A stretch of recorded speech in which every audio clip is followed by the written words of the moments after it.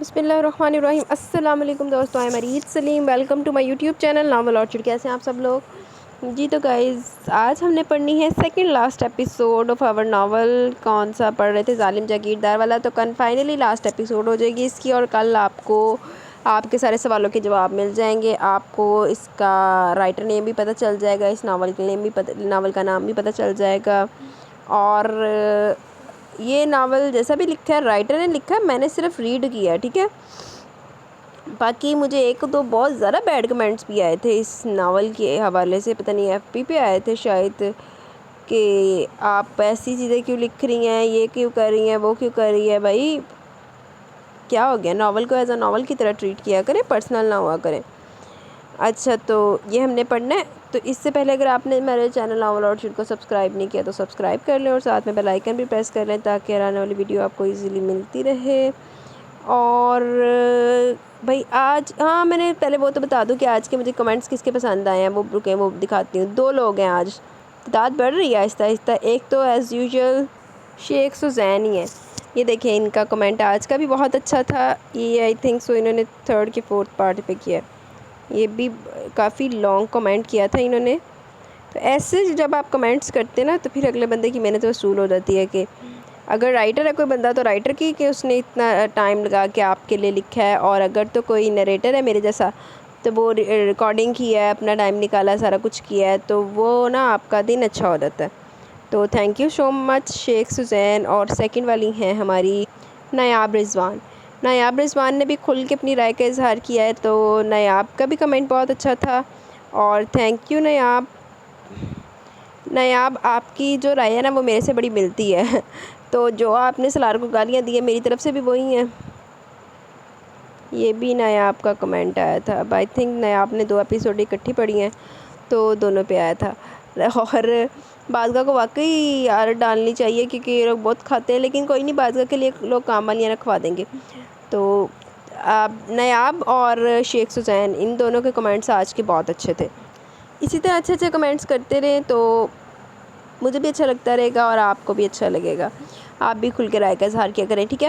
تو آئے پڑھتے ہیں ہم اپنی ناول ظالم جاگیردار والے کی سیکنڈ لاسٹ ایپیسوڈ۔ تو اس سے پہلے اگر آپ نے میرے چینل ناول آرچڈ کو سبسکرائب نہیں کیا تو سبسکرائب کر لیں، اور ساتھ میں بیل آئیکن بھی پریس کر لیں تاکہ آنے والی ویڈیو آپ کو ملتی رہے، ٹھیک ہے۔ تو پڑھتے ہیں second last episode. Alisha Karachi جانے کی تیاری کر رہا تھا۔ ارادہ تو یہی تھا کہ 1-2 دن رک کے واپس حویلی آ جائے گا۔ جب سے خبر سنی تھی کہ بیٹی ہوئی ہے، اس کی بھتیجی آئی ہے، بس نہیں چل رہا تھا کہ اڑ کے گڑیا کے پاس پہنچ جائے۔ آخر وہ اس حویلی کی بیٹی ہے، ان کا خون ہے، تو خون تو جوش مارے گئی نا۔ عدد لانتی خون بندہ کٹ کے نا کسی پاس سے سٹ دے۔ وہ وارڈروب کے سامنے کھڑا اپنے 2 سوٹ نکالا تھا تاکہ بیگ میں رکھے۔ اس کی عادت تھی جو سوٹ وہ صبح پہن لیتا ہے اسے شام تک چینج کر لیتا تھا۔ تینوں کہنا آپ تو نہیں پہنتے یار، دھونے والوں کو مسئلہ ہوتا ہے نا۔ میرا بھائی ادھر کرے، میں تو کہنا بھائی خود دو۔ سوٹ نکالتے ہوئے اس کی نظر ایک خوبصورت سے ویلوٹ کے باکس پر پڑی۔ یہ باکس وہی تھا جو اس نے آسٹریلیا سے خریدا تھا۔ علیشہ نے وہ باکس اٹھا کر کھولا، جس میں وہی بریسلیٹ تھا گولڈ کا جو اس نے پہلی نظر میں پسند کیا تھا۔ پارس اور فیروزہ کے چھوٹے چھوٹے چمکتے دمکتے پتھروں سے مزین گولڈ کا یہ نازک سا بریسلیٹ اس نے بطور تحفہ بھجوایا تھا۔ بیبی کی خاص تاکید تھی کہ تحفہ شاندار اور قیمتی ہونا چاہیے، ہماری شان کے مطابق۔ یہ بھی کہا تھا کہ کسی دلہن کو گفٹ دینا ہے۔ تب وہ جویلری شاپ پر گیا تو سامنے اس بریسلیٹ پر نظر ٹھہر گئی۔ کسے علم تھا یہ بریسلیٹ تو وہ خود اپنی دلہن کے لیے خریدا ہے۔ بریسلیٹ پر ایک چھوٹی سی چٹ لگی تھی، اس کا مطلب بازگاہ نے وہ بریسلیٹ نہیں پہنا تھا۔ اسی اثنا میں بازگاہ اندر چلی گئی۔ سامنے کھڑے علیشہ پر نظر پڑی جو کسی بہت گہری سوچ میں تھا۔ اس کے ہاتھ میں باکس تھا اور یہ وہی بریسلیٹ تھا جو زبیدہ جہاں نے اس کو بطور تحفہ دیا تھا، اور اس نے ایسے بنا پہنے رکھ دیا تھا، یہ سوچ کر کہ شادی کے بعد پہن لے گی۔ مگر قسمت نے ایسا موقع ہی نہیں دیا، بلکہ قسمت نے اس سے اس کی خوشی چھین لی، اس کی زندگی جدا کر دی، اس کا پیار، اس کی چاہت تبریز خان کو لے لیا۔ وہ علیشہ کو سرد نگاہوں سے دیکھنے لگی۔ قسمت نے اگر تبریز خان کو اس سے چھین لیا تو سامنے کھڑے اس شخص نے بھی تو اس کے ساتھ زیادتی کرنے کی کوشش کی ہے۔ چلو جی، دنیا نا عزت راس ہی نہیں ہے کسی نے۔ یہ والا آج میں نے ابراہیم کو بھی بولا، وہ اس کی زندگی میں زبردستی داخل ہوا تھا، اس کے نام کے ساتھ زبردستی اپنا نام جوڑا تھا۔ اتنی جلدی قسمت نے جو کھیل اس کے ساتھ کھیلا وہ صحیح معنوں میں ٹوٹ کے بکھر گئی تھی، جھنجھلا گئی تھی۔ اس کا سنبھلنے کا موقع ہی نہیں ملا، جبھی تو اس کے دل میں علیشہ کے لیے نفرت و بدگمانی نے جگہ بنا لی، اور جو بیزاری اس میں علیشہ کے لیے آ گئی تھی اس کا ختم ہونا شاید ناممکن تھا۔ وہ ایک درد بھری آہ بھرتی آگے بڑھی، اس کی چوڑیوں کی کھنک اور پائل کی چھن چھن سے علیشہ کی سوچوں کا تسلسل ٹوٹا۔ اس نے سبز آنکھوں کا رخ باز کا قسم کیا، خفا خفا سی پیاری سی لڑکی اس کی جان تھی۔ وہ آگے سے نکلنے لگی جبھی علیشہ نے دھیرے سے اس کا پکارا، بعض کا رکنا نہیں چاہتی تھی مگر جانے کی اس ہلکی سی پکار نے اس کے قدموں کو جکڑ لیا۔ وہ رک تو گئی مگر اس کی طرف سے دیکھا نہیں۔ علیشا کو امید تو نہیں تھی اس کی پکار کے رک جانے پر، مگر حیرانی کا اظہار کیے بنا وہ آہستگی سے چلتا ہوا اس کے مقابلہ ٹھہرا۔ بعد کا کی جھکی جھکی خمدار پلکوں کی چھالر کو دلچسپی سے دیکھا، پھر پلکوں سے نگاہ ہٹائی تو ہونٹوں پر جا رکی۔ گداز سے لبوں میں بہت دلکشش تھی۔ علیشا کا دل بے ایمان ہونے لگا، دل شدت سے کسی دل فریب شرارت پر اکسانے لگا۔ بعض کا اس کی دلی کیفیت سے بے خبر سلگتی تپتی جانے لگی، مگر ایک قدم کے بعد اگلا قدم نے آگے نہیں بڑھا سکی۔ پیچھے پلٹ کر دیکھا تو اس کی کلائی علیشا کی مضبوط گرفت میں تھی۔ بعض کے چہرے کے رنگوں میں ناگواری کا رنگ تیزی سے واضح ہوا۔ تم نے بریسلٹ نہیں پہنا؟ بعض کو اس کا سوال پسند تو نہیں آیا، مگر سمجھ میں یہ بھی نہیں آیا کہ وہ کیوں پوچھ رہا ہے۔ جانتی ہے میں نے آسٹریلیا سے خریدا تھا، پہلی نظر میں یہ میرے دل کو بھا گیا تھا اور میں نے فوراً خرید لیا، مگر میری سوچ پتہ کیا تھی کہ جتنا یہ بریسلٹ خوبصورت ہے اس کو پہننے والا اس سے زیادہ خوبصورت ہو، کہ جب وہ یہ خوبصورت بریسلٹ پہنے تو لگے کہ ہاں اس کی قیمت وصول ہو گئی ہے، یا کہ اس کی بریسلٹ کی خوبصورتی کی قدر و قیمت بڑھ گئی ہے مزید۔ اور آج میرا خیال غلط ثابت نہیں ہوا۔ علیشا نے مسکرا کر کہتے ہوئے اس باکس سے وہ بریسلٹ نکالا اور بازگا کی وہی کلائی اوپر کو جو اس کی مٹھی میں قید تھی اٹھائی۔ علیشا نے گولڈ کا وہ خوبصورت اور مہنگا ترین بریسلٹ اس کی کلائی میں پہنانا چاہا۔ بازگا نے ایک جھٹکے سے نہ صرف اپنی کلائی اس کے ہاتھ سے چھڑائی تھی بلکہ وہ بریسلٹ علیشا کے ہاتھ سے چھین کر زور سے دیوار پر دے مارا۔ علیشا اس شدید رد عمل کے لیے قطعی طور پر تیار نہیں تھا، وہ شاکڈ رہ گیا۔ ان بادامی آنکھوں میں بھرا غصہ اور اشتعال چیخ چیخ کے اپنی موجودگی کا اعلان کر رہا تھا۔ نفرت کرتی ہوں آپ سے، آپ کی ہر شے سے۔ سنا آپ نے؟ تلخی بھرے دہکتے انگارے ان لبوں سے نکل کر گویا علیشا کو جلا ہی تو گئے تھے، مگر یہ جلن انتقامی نہیں تھی، نہ اس جلن میں غصہ تھا، کیونکہ بازگا کے غصے کا، ناراضگی اور خفگی کا اس کو اچھی طرح اندازہ تھا۔ مگر آج اس پل وہ بریسلٹ کو دیکھ کر بالکل بے خود سے ہو گئے۔ اندر ایک دل فریب سی خوشی ہوئی کہ جو بریسلٹ اس نے بہت دل سے وہ بھی پہلی بار لیا، وہ کسی اور کا نہیں بازگا کا ہے۔ مگر اس کے سارے ارمانوں پر، اس کی خوش فہمی پر بازگا نے اپنی نفرت اور بدگمانی کی اوس گرا دی۔ اس کو جتا دیا کہ اس کی نظروں میں اس کی اور اس کی لائی کسی بھی چیز کی شے کی کوئی اہمیت نہیں۔ مگر نہیں، علیشا نے سوچ لیا کہ نہ کہ اس کے ارادے پست ہوں گے اور نہ ہی اس کی مضبوط ہمت کمزور پڑے گی۔ اس کو بازگا کو سنبھالنے کے لیے مزید خود کو مضبوط کرنا ہوگا۔ وہ اچھی طرح جانتا تھا کہ بازگا اندر سے کس قدر ٹوٹی اور بکھری ہوئی ہے۔ وہ بھی اگر اس کو نہیں سمجھے گا، اس کی تلخ رویے اور کڑوی باتوں کو نظر انداز نہیں کرے گا تو اس کی شخصیت مزید ٹوٹ پھوٹ کا شکار ہو جائے گی۔ تبریز خان سے محبت و ذہنی ہمانگی کوئی تھوڑے وقت سے نہیں بلکہ بچپن کی چاہت اور بچپن کی محبت تھا وہ۔ مگر یہ بھی کڑوا سچ تھا کہ تبریز خان اس کا کل تھا اور علیشا اس کا آج آنے والا کل۔ ماضی کو یاد کرنا بری بات نہیں ہے، مگر صرف یادوں میں جینا تکلیف دہ ہے۔ غلط ہے، علیشا بھی صحیح ہے۔ علیشا بازگا کو اس کی یادوں میں جینے کی اجازت نہیں دے گا۔ بازگا تو اپنی نفرت کا اظہار کر کے جا چکی تھی، مگر اس کی نظریں اس بریسلٹ پر ہی ٹھہر گئی جو زور سے پھینکنے پر ٹوٹ چکا تھا۔ علیشا آگے بڑھا، جھک کر وہ بریسلٹ اٹھایا جس کے نہ صرف 2 ٹکڑے ہو گئے تھے بلکہ کچھ فروزے کے پتھر بھی نکل گئے تھے۔ علیشا نے ان سب سے کو اکٹھا کیا اور اپنی چوڑی ہتھیلی پر رکھ دیا۔ کچھ دیر تک وہ اس ٹوٹے بریسلٹ کو دیکھتا رہا، ان چمکتے پتھروں کو دیکھتا رہا۔ ایسا محسوس ہو رہا تھا جیسے بازگا نے اس کے دل کو نہایت بے دردی اور بے رحمی سے ٹکڑے کر دیے۔ علیشا نے ایک گہری سانس لی اور باتھ روم کا بند دروازہ دیکھا جہاں وہ جا کر بند ہو گئی تھی۔ علیشا نے اس بریسلٹ کو واپس اس باکس میں ڈال دیا اور باکس کو نہایت احتیاط سے اسی جگہ رکھ دیا جہاں سے اٹھایا تھا۔ اربش بس کرو، اب ہم سب ہیں نا تمہارے ساتھ، انشا نے اس کو گلے سے لگا کر دلاسا دیا۔ اربش کو اسپتال سے 2 دن ہو گئے تھے گزر رہا تھا، اس کی سمجھ میں نہیں آ رہا تھا کس کس دکھ کو یاد کر کے رہے، کون کون سی اذیتیں بھولے۔ سلاشا نے جو زخم اس کی روح اور دل پر لگائے تھے وہ شاید کبھی منمل نہیں ہو سکیں گے۔ لمحہ لمحہ، پل پل جس کرب سے وہ گزری ہے، کیا اس کا کوئی مداوع ہے؟ نہیں، کبھی بھی نہیں، اس کا کوئی مداوع، کوئی بدل نہیں۔ وہ شاید ہمیشہ اپنی آخری سانس تک اس طرح اپنی تکلیف دہ سوچوں میں قید رہے گی۔ جو درد اس کو خود اپنی ذات کے حوالے سے ملا سو ملا، مگر اس کے اپنوں کی جدائی کا غم تو حد سے آگے تھا۔ پہلے اس کی پیاری بہن اس سے جدا ہوگی، پھر ماں باپ کی ابدی جدائی کا دکھ، اور اس سے بھی بڑھ کر مرتے ہوئے آخری دیدار بھی نصیب نہ ہوا۔ تبھی بی جان رائے ملک کے ساتھ اندر داخل ہوئی۔ رائے ملک کے ہاتھوں میں پنک بستر میں سوئی ہوئی گڑیا تھی جس کو ابھی تک اربش نے دیکھا بھی نہیں تھا اور نہ ہی ایسی کوئی خواہش ظاہر کی تھی، بلکہ اس کو تو یاد بھی نہیں تھا کہ اس نے ایک ننھی سی پیاری پری کو جنم دیا ہے۔ یہ دیکھو ذرا۔ بی جان چلتی ہوئی ان دونوں کے پاس آ بیٹھی۔ ان کے آنے پر نشہ اربش کے سہانے سے اٹھ کھڑی ہوئی۔ جو گلابی آنکھوں میں ٹھہرے آنسو تھے وہ ایک بار پھر قطار در قطار بہنے چلے گئے۔ یعنی میری باتوں کی کوئی اہمیت نہیں؟ انہوں نے پیار بھری شکایت آمیز نظروں سے نشہ کا بھیگا چہرہ دیکھا۔ سوری بی جان، وہ سنبھل نہیں پا رہی تھی، اربش کی حالت نے اس کو توڑ دیا تھا۔ بی جان اچھی طرح سمجھتی تھی ان دونوں بہنوں کا دکھ، مگر وہ اربش کی حالت سے بھی اچھی طرح واقف تھی۔ ابھی وہ بیچاری کومے سے باہر آئی ہے، اسپتال سے آئی ہے۔ بی جان نے گہری سانس لی اور پھر رائے ملک کو دیکھا جو وہیں ان کے پاس ہی آ کھڑا ہوا۔ افسردگی سے وہ اربش کو دیکھ رہا تھا جو اب اپنی ہتھیلیوں میں چہرہ چھپائے ہچکیوں سے رو رہی تھی۔ بی جان نے رائے ملک کو اشارہ کیا کہ گڑیا کو ان کو دے۔ رائے ملک نے پنک بستر میں سوئی ہوئی گڑیا کو بی جان کے بڑے ہوئے ہاتھوں میں دے دیا جس کو انہوں نے نہایت احتیاط و نرمی سے تھام لیا۔ ماں باپ کے کھونے، ان کے جانے کا دکھ بے شک بہت بڑا ہے جو ساری عمر رہتا ہے، اور شاید دنیا میں ایسے کوئی الفاظ نہیں جو اس کو غم اس دکھ کا مداوع کر سکیں۔ انہوں نے گڑیا کو سنبھالنے کے ساتھ ساتھ پہلے نشہ کو نرم نگاہوں سے دیکھا، پھر ہچکیوں سے روتی ہوئی اربش کے ہاتھوں کو چہرے سے ہٹایا۔ مگر ہمارے ساتھ رہنے والے ہم کو چاہنے والوں کو ہماری بہت ضرورت ہوتی ہے، کیونکہ ہم ان سے بے پناہ پیار کرتے ہیں، ان کو چاہتے ہیں۔ اس لیے میری جان خود کو سنبھالو اور دیکھو اس معصوم کی طرف جسے ابھی زمانے کی کوئی خبر نہیں، مگر ماں کی ممتا بھری نرم و گرم آغوش کی ضرورت ضرور ہے۔ بی بی جان نے گڑیا کو نہایت آہستگی سے اربش کی خالی گود میں ڈال دیا۔ پنک بستر میں چھپی سمٹی معصوم سی اس گڑیا پر اربش کی نظریں ٹھہر گئی۔ اربش اپنے غم اور دکھ میں اس قدر کھو گئی کہ اپنے وجود کے اس حصے کو فراموشی کر بیٹھی۔ ماں کی ممتا، اس کی خوشبو کا احساس تھا یہ کہ سوتی ہوئی گڑیا نے آنکھیں کھولی، موٹی موٹی آنکھوں سے وہ ٹکر ٹکر اربش کو بھی دیکھ رہی تھی۔ وہ ماں بن گئی تھی، یہ احساس کتنا مسرت بخش ہے۔ آنکھوں میں آنسو اور لبوں پر دھیمی سی مسکراہٹ، اور یہ مسکراہٹ خود بخود اس کے چہرے اور لبوں پر پھیلی، جس کی وجہ سے اس کی گود میں موجود اس کے دل کا ٹکڑا تھی۔ اربش نے جھک کر اس معصوم کے چہرے پر ہلکے سے پیار کیا۔ اربش اپنا سارا دکھ، سارا غم، ساری تکلیف بھول چکی تھی۔ اس کو یاد تھا تو صرف اپنی آغوش میں سمٹی ہوئی اپنی بیٹی، جو اس کی نرم گرم آغوش پا کر بس اربش کو دیکھے جا رہی تھی۔ اربش نے ایک آہ بھری اور گڑیا کو اپنے سینے سے لگا لیا۔ رائب ملک نے خاموشی سے نشرہ کے سامنے پر ہولے سے ہاتھ رکھا اور آنکھ کے اشارے سے کہا کہ باہر آؤ۔ نشرہ نے بھیگی نگاہوں سے اربش کو دیکھا، جس کے چہرے اور آنکھوں میں ممتا بھری چمک تھی۔ اس کے چہرے پر کائنات کی ہر روشنی سے بڑھ کر ایک نور تھا، ایک الگ ہی خوشی تھی۔ شاید یہ خوشی اور یہ چمک، یہ نور ہر ماں کے چہرے پر ہوتا ہوگا جب وہ پہلی بار ماں بنتی ہے، جب پہلی بار اس کے قدموں تلے جنت آتی ہے، شاید جبھی وہ خود کو مکمل اور مضبوط سمجھتی ہے۔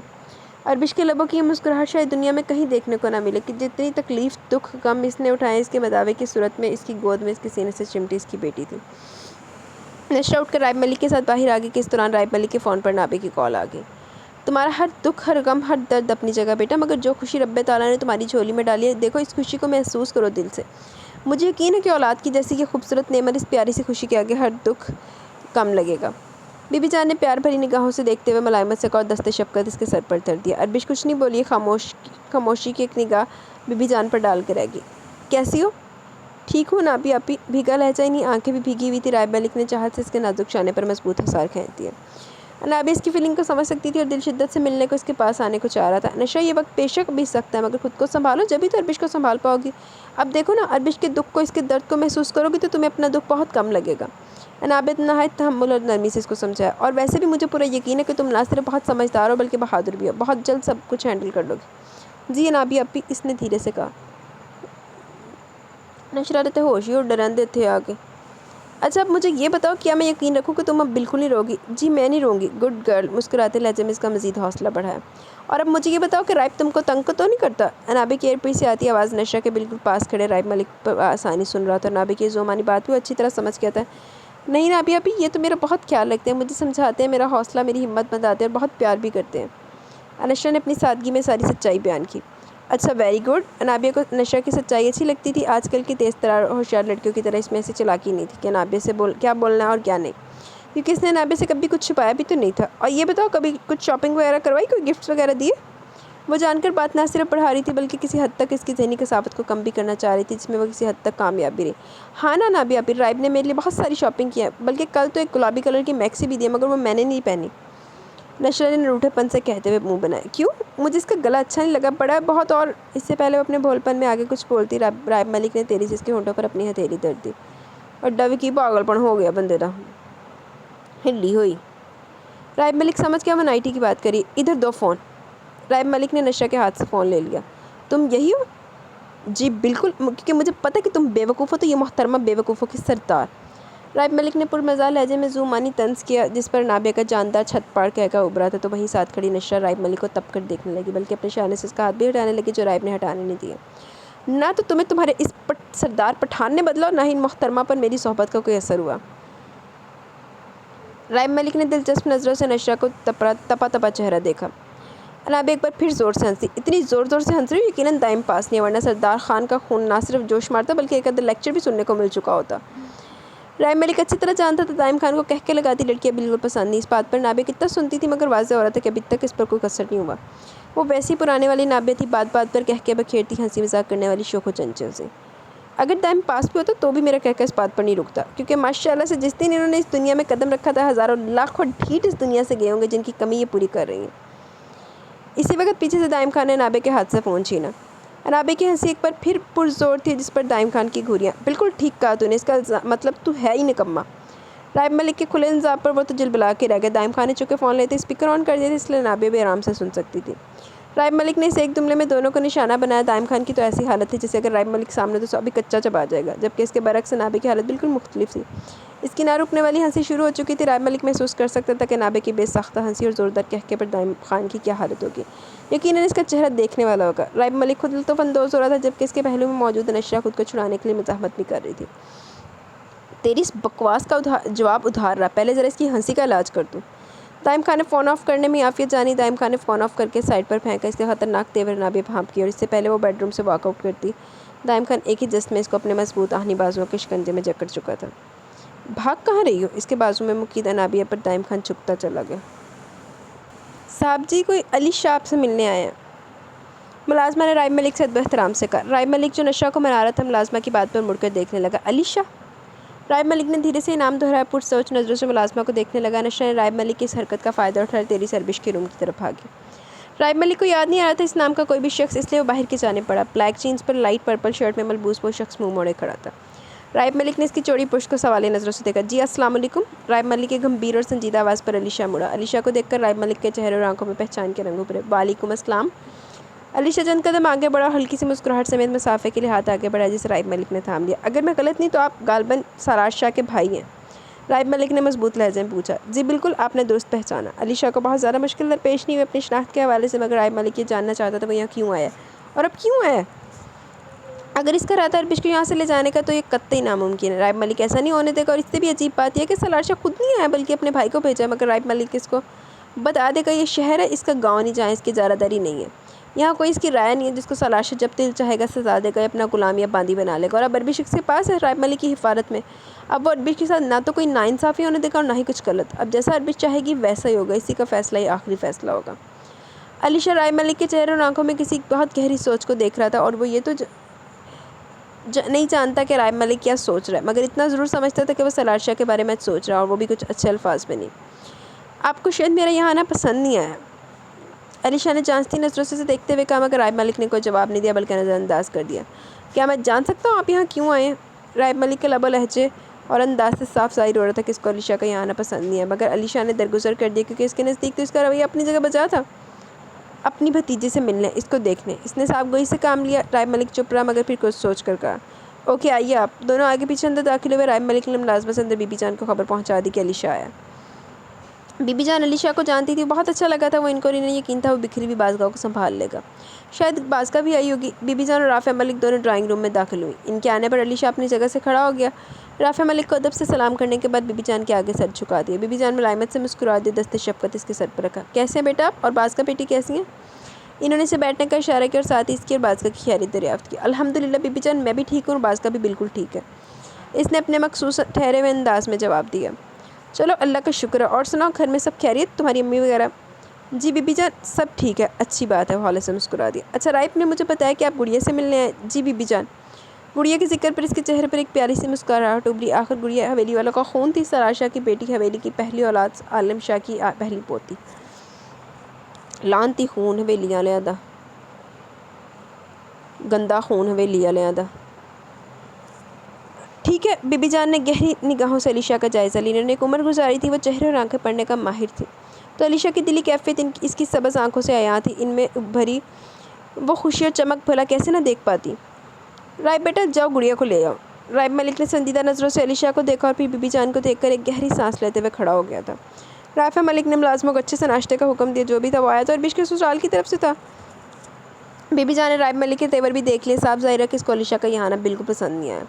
کچھ ہی دیر میں رائب ملک گڑیا کو لے آیا۔ نشرہ اس ڈر سے دینے کو راضی نہیں تھی کہ وہ لینا چاہے، مگر رائب ملک نے تسلی دی کہ ایسا ممکن نہیں۔ علی شاہ نے بہت محبت اور احتیاط سے گڑیا کو اپنے ہاتھوں میں لے لیا۔ ماشاءاللہ، علی شاہ کی نظر اس معصوم سی جان پر ٹھہر کے رہ گئی، جانے کہ اس کی آنکھوں میں نمی سی بھر گئی۔ اس کی سمجھ میں نہ آیا خوشی، صدمہ، جذبہ، کیا نام دے وہ اس احساس کو۔ بی بی جان نے رائب ملک اور رافع کو وہاں سے چلنے کا اشارہ کیا، وہ لوگ کھڑے ہو گئے۔ ان کے خیال میں بھی علی شاہ کو گڑیا کے ساتھ کچھ دیر کے لیے اکیلا چھوڑ دینا بہتر تھا۔ رائب بیٹا تمہاری برہمی، تمہاری نازی اپنی جگہ جائز ہے، مگر ہم اس بات کو کبھی جھٹلا نہیں سکتے کہ گڑیا ہے تو انہی لوگوں کا خون، سالار شاہ کی بیٹی۔ بی بی جان نے نہایت تحمل اور نرمی سے اس کو سمجھایا۔ رائب ملک نے نگاہیں جھکا لی۔ دیکھو میری جان، آج جو بھی میں دیکھ رہی ہوں، میں سوچ رہی ہوں، وہ شاید نہ تو تم لوگ سوچ سکتے ہو نہ ہی دیکھ پاؤ گے۔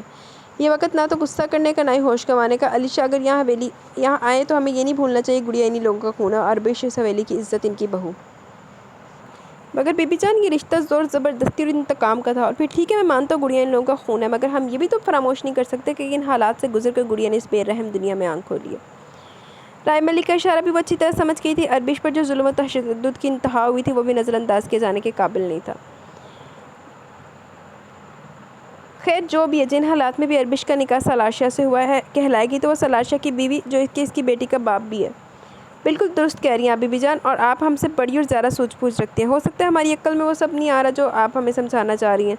رافع ملک زیادہ تو نہیں مگر بہت حد تک بی بی جان کی باتوں کا مطلب سمجھ گئی تھی۔ اور رائے ملک ایک تو نوجوان اوپر سے گرم خون، وہ اس وقت نشرہ کی محبت اور اربش کی ہمدردی میں جذباتی ہو رہا تھا، مگر یہ وقت جذباتی ہونے کا نہیں تھا، بہت صبر و ضبط کا مظاہرہ کرنے کا تھا۔ ایک تو مجھے یہ چیز بہت بری لگتی ہے جی کہ جنہیں مرضی ظلم ہو گئے جی، اب ان بیٹی کو مار بھی دیا، جو بھی ہو گیا، بعد جو پچھتاوے ہیں دے وچ آئی ہوئی ہے، معافی دے وچ آئی ہوئی، چلو جی کوئی نہیں معاف کر دو انہوں نے، لاکھ دی لعنت ادھر دے معاشرے دے۔ اور ہمارا معاشرہ بٹر ریالٹی ہے، ہمارا معاشرہ یہ ہے، کچھ لوگوں کو تو احساس بھی نہیں ہوتا، وہ اپنے ظلم و ستم جاری رکھتے ہیں، لیکن پھر بھی صرف عورتیں اپنی اولاد کی خاطر وہاں ان بندوں کے ساتھ نبھا کر رہی ہوتی ہیں، کیونکہ ان کو کوئی سپورٹ نہیں حاصل ہوتی، نہ ان کو بیک سپورٹ ہوتی ہے کہ ان کے بولیں جی ان کے پیرنٹس یا بھائی ان کو سپورٹ کریں کہ اگر تمہارے پہ آگے کوئی ظلم ہوگا تم واپس آ جانا، یا چلو ایٹ لیسٹ اتنا ہی بول دے کہ اگر تمہیں آگے سسرال میں کوئی بھی مسئلہ ہو تو ہمیں ضرور بتانا، ہم دیکھ لیں گے۔ لیکن نہیں جی، پیچھے سے کوئی سپورٹ ہوتی نہیں ہے، کوئی ہوتا نہیں ہے، تو پھر چلو جی مارا کھاؤ، جو مرضی کرو، ظلم و زیادتیاں برداشت کرو، رہ وہ اسی گندے آدمی دے نال۔ بٹر ریالٹی ہے، مورے تو 100 میں سے 98% چانسز یہی لگ رہے ہیں کہ اربش صاحبہ نے بھی معافی دے دینی ہے۔ یہ کیسا باپ ہے بی بی جان جو اپنی بیٹی کی پیدائش پر بھی نہیں آیا؟ تنزیہ لب و لہجے میں اس نے شکوہ امیز نگاہوں سے بی بی جان کو دیکھا تھا۔ رائے بھی بیچارہ پٹی جا رہا ہے، رائے دی کو سوندا نہیں، میں رائے دے نال ہاں۔ ہم ہر بات کو غلط انداز میں کیوں سوچیں؟ بات کو مثبت انداز میں بھی تو سوچ سکتے ہیں، ہو سکتا ہے سالار احساس شرمندگی اور احساس ندامت کی وجہ سے نہ آئے ہوں۔ بی بی جان نے نرمی سے کہا، احساس ندامت احساس شرمندگی دا سی چار پانا لانتی دا۔ کیسا احساس شرمندگی اور کیوں احساس ندامت بی بی جان؟ میرا خیال ہے اولاد سے بڑھ کر کوئی چیز اہم نہیں ہوتی، اور نہ ہی انا نہ ہی ضد۔ اس کے الفاظ میں ایک بار پھر کڑواہٹ سی گھلنے لگی۔ خیر فی الحال مسئلہ اسی میں کہ خاموش رہ جا، ابھی آنے والے وقت پر منحصر ہے کہ وہ کیا دیتا ہے ہمیں۔ انہوں نے اس نہ ختم ہونے والی بحث کو سمیٹا۔ بی بی جان صرف آج کا ہی نہیں، آنے والے کل کا بھی سوچ رہی تھی، وہ اربش اور گڑیا دونوں کے مستقبل کے بارے میں سوچ رہی تھی۔ رافع ملک نے گہری سوچوں میں مستغرق رائے ملک کے ہاتھ پر ہلکے سے ہاتھ رکھا تھا۔ ویڈیو کال پر سلاشا اپنی بیٹی کو دیکھ رہا تھا، جس کو دیکھنے کے لیے مناسب وقت کا وہ نہایت بے صبری سے انتظار کر رہا تھا، جس کو روبرو دیکھنے کے لیے اس کی آنکھیں ترس گئی تھیں۔ وہ تو خود آ جاتا مگر 2 دن پہلے علیشا نے اس کو منع کر دیا، مگر آج وہ اپنی بیٹی کو دیکھ رہا تھا، مگر ابھی بھی صبر نہیں آ رہا تھا۔ دل شدت سے چاہ رہا تھا کہ اس کو اپنے بازوں میں لے لے، اپنے سینے سے لگا کر اس کی پیشانی پر بوسہ دے۔ اپنی بیٹی پہ آئی تو ہے، اپنی بیٹی دیکھنے کو دل چاہ رہا ہے، لعنتی بغیرت خبیث انسان جس کے اوپر ظلم کیے، جب بیٹی ہونے والی تھی ادو نہیں یاد سی کہ تیری اولاد انہوں نے جنم دینا، سوندا میرے منہ جو۔ شدت غم سے اس کی بھی آنکھیں بھر گئی تھی۔ سالار لالا ماشاءاللہ بہت پیاری ہے ہماری گڑیا۔ علیشا نے کیمرہ گڑیا پر ہی فوکس کر رکھا تھا۔ ہاں ماشاءاللہ بہت پیاری ہے میری گڑیا، بالکل پری جیسی۔ اللہ کرے تیرے کرتوتہ نہ جدھر تو کرتوت کو لے نا، تیرے کرنا دے تیری دھی دے گے نہ آوے۔ سلاشا کا لہجہ بھیگ گیا تھا، اس کی آنکھوں کے گوشے سے نکلنے والے آنسوں کو اس نے اپنی انگلی کی پورٹ سے صاف کر لیا۔ کون ہے یہ بچی؟ ہاں یار، پڑھتے پڑھتے اوپر نیچے ہو جاتے ہیں، پیج پہ فلور ٹوٹ جاتا ہے۔ زبیدہ جہاں اپنے روم سے نکل کر ہال میں باہر آئی تھی، روم میں ان کا دل گھبرا رہا تھا۔ سلاشا کو بیٹھے دیکھا تو وہ اس کے پاس ہی چل گئی۔ سلاشا ویڈیو کال پر علیشا سے بات کر رہا تھا، علیشا کے ہاتھ میں کوئی چھوٹی سی بچی تھی۔ زبیدہ جہاں سلاشا کے برابر میں بیٹھ گئی، سلاشا نے فون زبیدہ جہاں کی طرف بڑھایا، جسے انہوں نے تھام تو لیا، مگر سوالیہ نظریں سلاشا کے چہرے پر ڈالے بنا نہ رہ سکی۔ بیبی آپ کی پوتی، میری بیٹی۔ سلاشا کے لہجے میں خوشی کے ساتھ ساتھ ایک حزن بھی تھا، چہرے اور آنکھوں میں بھی خوشی و غمی کے ملے جلے تاثرات تھے۔ لعنتی آدمی، اب وہ بچی آ گئی ہے نا دنیا میں، تو ہونے سارے ہیں نا چاہ جاگ جانے ہو دے ہونے والی سی تے مارا تو کسی نے خیال نہ کیتا کہ بچی مار دی بھی ہے کہ نہیں بچ دی۔ اور جب زبیدہ جہاں نے یہ سنا تو جیسے اندر ایک خوشی کی لہر اٹھی تھی، اور انہوں نے غور اس معصوم سی بچی کو دیکھا۔ زویا؟ بالکل بے ساختہ بلا ارادہ زبیدہ جہاں کے لبوں سے یہ نام نکلا۔ سلاشا نے نہایت چونک کر زبیدہ جہاں کو دیکھا، دوسری طرف علیشا بھی یہ سن کر چونک گیا۔ ہاں سالار، میرے رب سائی نے مجھے میری زویا واپس کر دی اس بچی کی صورت میں۔ سالار مجھے میری زویا چاہیے۔ کوئی کھلونا نہ تینوں لے کے دے دے، پہلے دی ماں نہ کھیل دی رہی تو ہن دی دھی نہ کھیلنا تو، لعنتی عورت۔ زبیدہ جہاں کسی ضدی بچے کی طرح سلاشا سے ضد کرنے لگی۔ ضدی دل تو خود سلاشا کا بھی ہو رہا تھا، مگر شاید اتنا آسان نہیں، مگر ایسا ناممکن بھی نہیں ہے۔ علی؟ سلاشا نے ہلکے سے پکارا۔ جی سالار لالا؟ علیشا نے ہولے سے جواب دیا۔ وہ اربش کیسی ہے؟ کتنی مشکل سے چند الفاظ زبان سے ادا ہوئے۔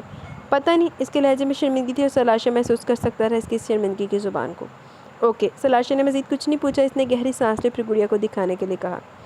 زبیدہ جہاں کتنی دیر تک گڑیا کو دیکھتی رہی، ان کو لگا ان کی زویا واپس آ گئی ہے۔ علی شاہ ایک ہفتہ کراچی رک کر واپس آ گیا تھا۔ بی بی جان اور رافع ملک نے بہت اصرار کیا وہ ان کے گھر میں رکے، مگر علی شاہ نے نہایت سہولت سے انکار کر دیا۔ وہ وہاں رہ کے اپنے کچھ بزنس میٹنگ بھی دیکھ رہا تھا، پھر وہاں سے فارغ ہو کر پورا ٹائم زویا کے ساتھ گزارتا۔ زویا نام بیبے اور سلاشا کی خواہش پر ہی رکھا گیا تھا، جس پر کسی نے کوئی اعتراض نہیں کیا۔ رات 1 بجے تک علی شاہ میں تک ہوندی نا انہاں دے کتھے ہوتے تے میں تو کدی نام نہیں رکھن دیندی زویا شاہ لانتی ہو، جس نام کے پیچھے دی ماں ذلیل ہو گئی ہر پاسے اون دے نال ظلم، زندگی تنگ ہو گئی اودے تے وہی نام اودی دھی نوں دے دیتا۔ لاکھ دی لعنت تہاڈے تے۔ رات 1 بجے تک علی شاہ زویا شاہ کے ساتھ رہتا، اس کے لیے روز کسی نہ کچھ شاپنگ کرتا، کبھی کپڑے کبھی کھلونے، اس کا بس چلتا تو ڈھیر ساری چاکلیٹس بھی لے آتا اور اپنے ہاتھوں سے کھلاتا، مگر زویا بھی چند ہی دنوں کی تو تھی، نہیں تو کھوا دے۔ علی شاہ کی دیوانگی اور محبت پر بی بی جان اور رافع ملک مسکرا کے رہ جاتی۔ دھیرے دھیرے رائب ملک بھی اس کو جان ہی گیا۔ اس کی عادت، اس کا مزاج کتنی قابل تعریف، واقعی قابل تعریف تھا۔ دونوں مل کر بیٹھ جاتے تو کوئی نہ کوئی موضوع زیر بحث آ جاتا۔ اس دوران کبھی کبھی دائم خان کا بھی فون آ جاتا تو بات کرنے میں اور مزہ آ جاتا، مگر علی شاہ نے ایک چیز نوٹ کی، جب تک وہ وہاں رہتا نہ تو اس کے سامنے نشرہ آئی اور نہ ہی اربش، اور نہ ہی اس نے ایسا کوئی ارادہ ظاہر کیا۔ وجہ شرمندگی کی تھی یا شاید وہ خود ان دونوں کا سامنا نہیں کرنا چاہتا تھا، مگر وہ دل ہی دل میں اربش کا بہت مشکور بھی تھا کہ اس نے اتنا خوبصورت تحفہ ان لوگوں کو دیا، پھر تہاڈے وغیرہ گندیاں نوں ملن بھی دے رہی۔ وہ واپس تو آ گیا، مگر زویا سے کھیلنے سے ابھی تک دل ہی نہیں بھرا تھا۔ دل میں خوشی تھی تو اداسی بھی تھی، آنکھوں میں سرشاری تھی تو چہرے پر داغ بھی تھا۔ لبوں پر دھیمی سی مسکراہٹ لیے وہ آگے بڑھا کہ سامنے سے تیزی سے بھاگتا وجود اس کے چوڑے سینے سے آ ٹکرایا تھا۔ سادن تھا تو نہایت زبردست کہ اگر علی شاہ سنبھالا لیتا تو یقیناً بری طرح زمین بوس ہو چکی ہوتی۔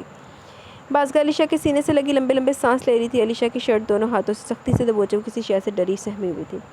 ان مٹھیوں میں اس قدر مضبوطی تھی کہ اس کا احساس علی شاہ کو پوری طرح محسوس ہوا۔ بلیک ڈاگ کی بھونکنے کی آواز پر بازگاہ علی شاہ میں نہ صرف مزید سمٹی بلکہ اس کی مٹھیوں کی مزید گرفت نے اور زیادہ اس کے خوفزدہ ہونے کا احساس دلایا۔ تبریز بچائے مجھے!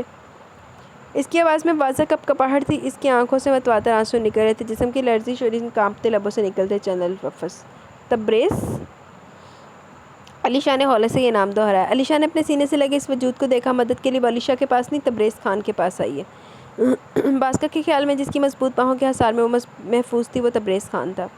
بلیک ڈاگ بھونکتا ہوا سامنے آیا، جس کے گلے میں بندھی زنجیر دریا خان کے ہاتھ میں تھی۔ علی شاہ نے نظر اٹھا کے سامنے دیکھا، اس کے وجود میں شرارت سے دوڑنے لگے، سب کانچ پہ غضب و غضب بھرنے لگا۔ علی شاہ نے اپنے پیچھے کھڑے گارڈ کی طرف ہاتھ بڑھایا۔ گارڈ بھی علی شاہ کو دیکھ کر گھبرا گیا۔ بلیک ڈاگ کے یوں زوردار بھونکنے کی وجہ سے وہاں آیا تھا، مگر سامنے کے اس منظر نے گارڈ کو یعنی دریا خان کو بھی خوفزدہ کر دیا، کیونکہ علی شاہ کا حکم تھا کہ یہ کتے اب اس حویلی میں نظر نہ آئی، مگر سلاشا کے حکم پر ہی وہ ڈیرے سے صرف ایک ہی بلیک ڈاگ لے آیا تھا۔ مگر اب جو ہوا، ان دونوں کو اپنی جان خطرے میں نظر آ رہی تھی۔ گارڈ نے علی شاہ کی طرف بڑی ہوئی ہتھیلی پر اپنی کمر پر بندی پسٹل بینڈ سے نکال کر رکھی۔ گارڈ کے لرزتے کانپتے ہاتھ کو علی شاہ نے نظر انداز کر کے اس کی خوفزدہ چہرے کو تیز نظروں سے دیکھا اور پھر پسٹل کی نالی پھونکتے بلیک ڈاگ کی جانب کر کے ٹریگر دبا دیا۔ پسٹل کی نالی سے نکلتی وہ گولی سیدھی اس بلیک ڈاگ کے دماغ پر لگی۔ لمحوں میں اس کی آواز بند ہوئی، وہیں ڈھیر ہو گیا۔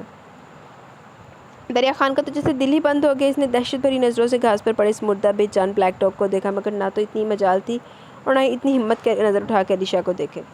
گولی کی آواز سن کر اندر سے سلاشا دالان میں آیا۔ بلیک ڈاگ کا مردہ وجود، علی شاہ کے ہاتھ میں پسٹل، اس کے چہرے آنکھوں میں غیظ و غضب، اشتعال اور اس کے سینے سے لگی ڈری سہمی خوفزدہ بازگاہ۔ سلاشا لمحوں میں سارا قصہ بھانگ گیا تھا۔ علی شاہ نے پسٹل گارڈ کو تھمائی اور سامنے کھڑے سلاشا کو سنجیدہ نظروں سے دیکھا۔ جب وفادار کتے اپنے مالک پر بھونکنے لگے تو سمجھ جائے وہ اپنے مالک کی پہچان کھونے لگا، یعنی پاگل ہونے کی پہلی علامت، جس کا صرف ایک ہی علاج ہے کہ وہیں اس کا سر کچل دو۔ علی شاہ کی گمبھیر آواز، اس کا خطرناک حد تک سنجیدہ انداز، بازگاہ نے بمشکل اپنا بھیگا چہرہ اوپر اٹھایا۔ علی شاہ کا بھرم ٹوٹ چکا تھا۔ اس کا خیال وہ نہیں تھا جو اس نے سوچا تھا۔ وہ اگر خود کو بچانے کے لیے مدد کے لیے آئی تھی تو وہ تبریز خان نہیں تھا، وہ علی شاہ تھا، زندہ حقیقت، ایک سچائی جس سے اس نے نفرت کی تھی، شدید ترین نفرت۔ بازگاہ کو محسوس ہوا وہ کمزور پڑنے لگی، اس کی عقل و خود مفلوج ہونے لگی۔ اب بادامی آنکھوں میں اندھیرا سا چھانے لگا تھا اور پھر دھیرے دھیرے اس کی دھندلی آنکھوں کے سامنے علی شاہ کا چہرہ گھومنے لگا۔ علی شاہ کو شاید بازگاہ سے ایسی کسی رد عمل کی توقع تھی، اس نے جھک کر اس کے نازک وجود کو اپنے بازو میں بھر لیا اور آگے بڑھ گیا۔ کیسی آواز تھی یہ سالار؟ اور یہ بازگاہ کو کیا ہوا ہے؟ زبیدہ جہاں جو عصر کی نماز پڑھ رہی تھی، گولی کی آواز سن کر باہر آئی۔ اڈی تو نازک دل دیا نا۔ عصر کی نماز کے بعد وظائف بھی نہیں پڑے تھے۔ علی شاہ کو بازگاہ کے بازو میں اٹھائے اپنے بیڈ روم کی طرف جاتے دیکھا تو پریشان ہوگی۔ کچھ نہیں بیبے، آپ پریشان مت ہو، بازگاہ کتے سے ڈر گئی تھی، شاید اسی لیے بے ہوش ہو گئی ہے۔ وہ پریشان تھی۔ زبیدہ جہاں کو تسلی دینے لگا، انہیں خود سے لگائے ہال میں صوفے سیٹ کی جانب بڑھ گیا۔ مجھے بازگاہ کے پاس لے کر چلو، بچی ویسے خاموش رہتی ہے۔ زبیدہ جہاں سچ مچ میں گھبرا گئی۔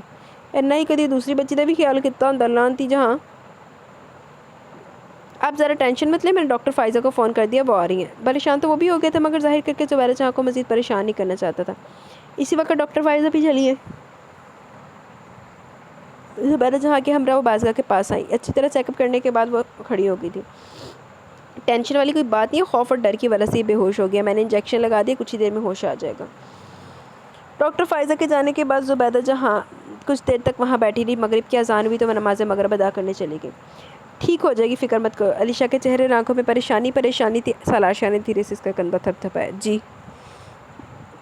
علیشہ نے بھی دھیرے سے سر ہلا دیا مگر وہ دل سے بازگاہ کے لیے فکر مند اور پریشان تھا۔ آخر بازگاہ اس کی چاہت، اس کا عشق، اس کی زندگی تھی۔ سلاشہ اپنے کمرے میں آگے اس کے نہ ہونے سے کتنا خالی خالی ہو گیا تھا یہ کمرہ، اور ساتھ اس کا دل بھی۔ ہر شے سے اداسی ٹپک رہی تھی، گہری تنہائی اور گہرا سناٹا چیخ چیخ کے اعلان کر رہا تھا۔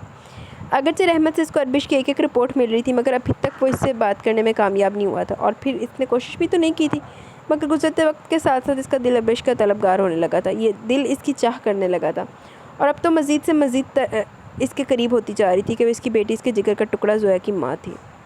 سلاشہ لائٹ براؤن کاٹن کے کلف لگے سوٹ میں کندھے پر بھاری بلیک شال ڈالے غم افسردگی کا پیکٹ لگ رہا تھا۔ ادھر دل نو کتے آگے پا دے بندہ، جڑا کتا مریا نا اندے اگے پا دیندا۔ اداسی نے جیسے چاروں طرف سے اس کو گھیر لیا تھا۔ بہت کچھ سوچنے کے بعد وہ ایک فیصلے پر پہنچا، سائڈ جیب سے اپنا موبائل فون نکالا اور ایک نمبر ڈائل کیا، اور آ کر اپنی مخصوص راکنگ چیئر پر آ بیٹھا۔ سلام سائیں، رحمت کی آواز سے ایئر پیس سے ابھری۔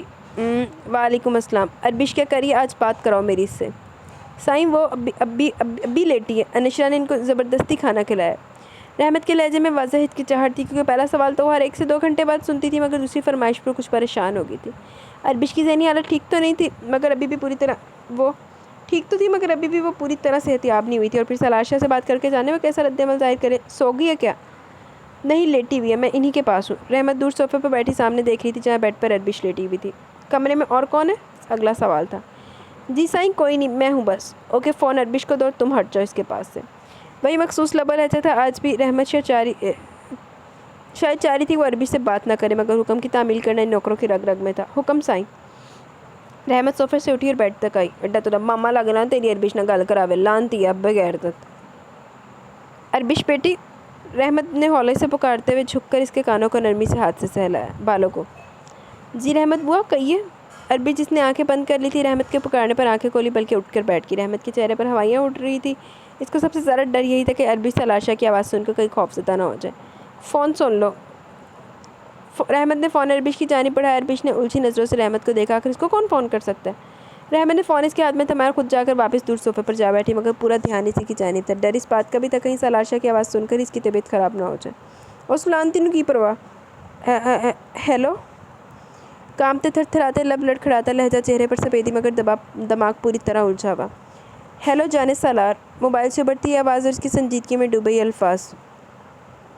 مار رہی جاویں تو لانتی جانے سالار، پہلے ظلموں سے تم تک کوئی چھڑیا نہیں تے ہن ہیلو جانے سالار، لانتی۔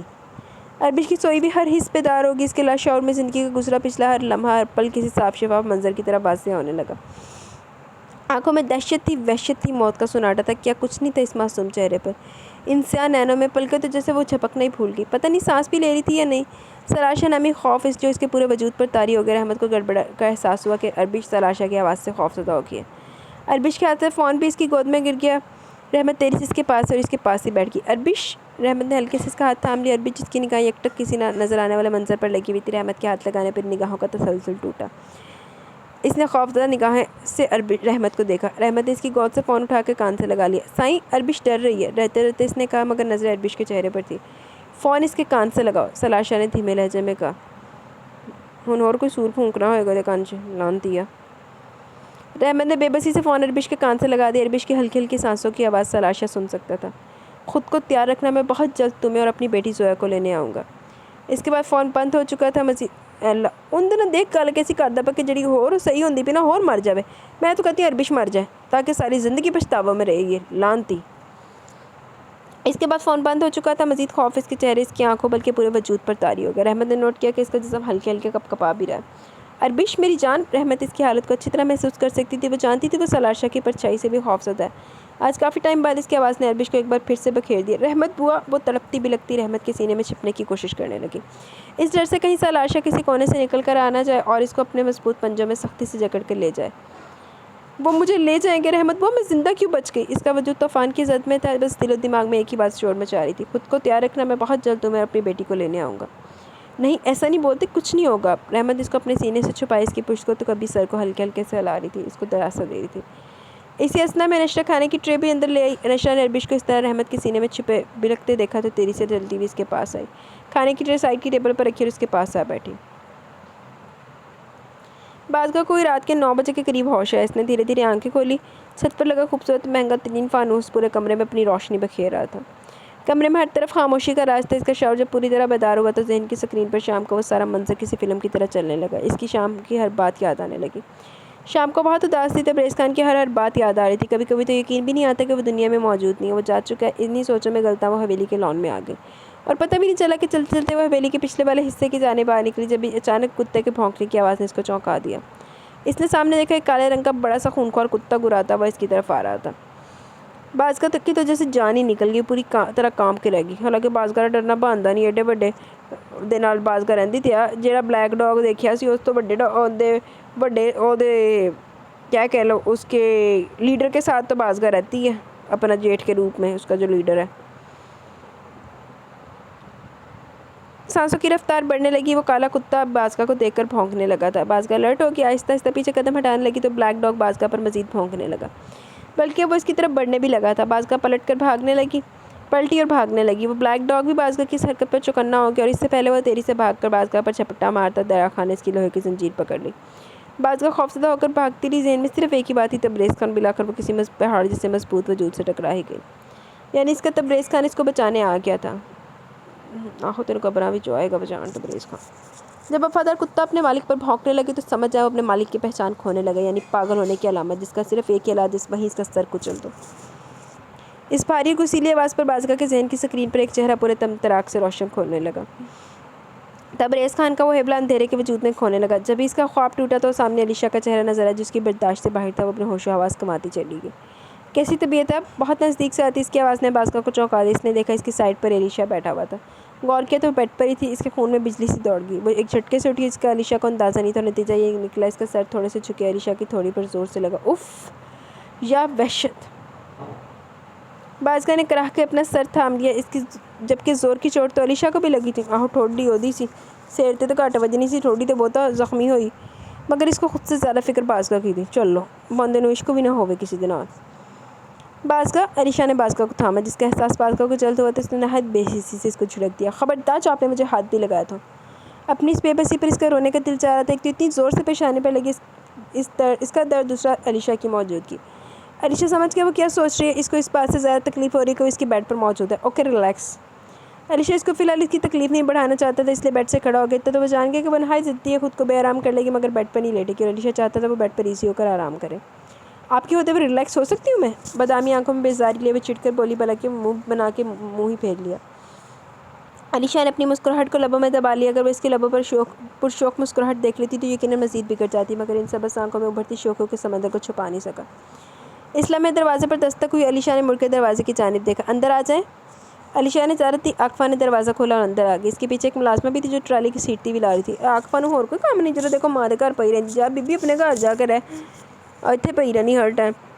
تیرے اپنے بیوی نہیں تیری ہو سکتی، بندہ تو بچے نہیں ہیں، گھر بار نہیں ہے تیرا۔ بازگاہ نے عاقفہ کو دیکھا تو تیزی سے اپنے بگڑے موڈ کو ٹھیک کیا، کیونکہ اس کا جو بھی گلہ شکوہ تھا علیشہ سے تھا، اس کے گھر والوں سے نہیں، اور پھر یہ اس کی تربیت کا حصہ بھی نہیں تھا کہ اپنے بڑوں سے بد تہذیبی یا بد تمیزی سے پیش ہے۔ یہ تو علیشہ نے اس کو بد اخلاق بنا دیا، مگر وہ بھی صرف اسی سے بد اخلاقی سے بات کرتی جس کے لیے وہ خود کو حق بجانب سمجھتی تھی، اور اس کو اس سے معمولی سا بھی ملال نہیں تھا۔ کیسی طبیعت ہے بازگاہ تمہاری؟ مجھے بیبے نے فون کیا، جیسے ہی تمہارا پتہ چلا فوراً چلیے، فکر لگ گئی تھی تمہاری۔ اچھا کرو تو بھی کہا جانی ہے؟ عاقفہ نے فکر مندی سے کہتے ہوئے بہت اپنائیت سے اس کا ہاتھ تھاما۔ علیشہ کی نظر بازگاہ کے چہرے پر ہی ٹکی ہوئی تھی، وہ یہی نوٹ کر رہا تھا جیسا موڈ اس کا اسے دیکھ کر ہوتا تھا۔ اس کے گھر والوں کے ساتھ اس کا انداز نہایت دوستانہ ہوتا، بہت اچھی طریقے سے بات کرتی تھی، زبیرہ جہاں کا خیال رکھتی، گھر کی صفائی ستھرائی اپنی نگرانی میں کرواتی، کوئی بھی مہمان آتا تو پوری خوش اسلوبی سے مہمان نوازی کے آداب نبھاتی۔ علیشہ کو اس طرف سے کوئی ٹینشن نہیں تھی، جو ٹینشن تھی سے یقین تھا وہ وقت کے ساتھ ساتھ انشاءاللہ ٹھیک ہو جائے گی۔